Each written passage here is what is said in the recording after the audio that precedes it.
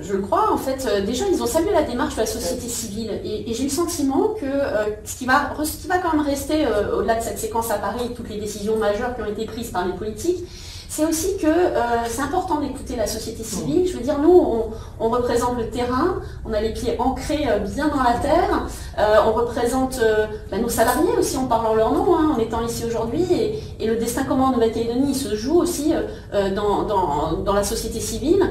Et le modèle qu'on porte, c'est un modèle qui serait justement un peu plus à l'écoute de cette représentation citoyenne, économique, mais on peut trouver d'autres modes de fonctionnement, et ça peut être une innovation qu'on pourrait porter dans le débat. Parlons politique. Vous êtes les ambassadeurs de la Nouvelle-Calédonie sur le plan économique à Paris, mais est-ce que vous êtes écoutés en Nouvelle-Calédonie même? Oui, je le crois. Enfin, en tout cas, on a été reçus par l'ensemble des organisations politiques en Nouvelle-Calédonie avant notre départ. Le gouvernement collégial nous a reçus. On a eu un échange très fructueux avec le gouvernement en collégialité. Et je crois que, évidemment, la démarche, elle peut surprendre. On ne va pas dire les choses comme elles sont.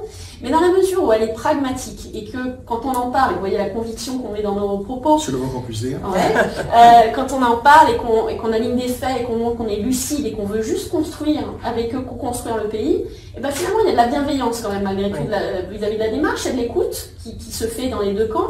Et comme on ne prend pas parti, parce qu'on ne prend pas parti, on dit des choses très factuelles sur le fait que oui, on a encore besoin de la France, on considère dans un certain nombre de domaines et notre autonomie à court terme nous semble peu possible, en tout cas d'un point de vue économique, encore une fois.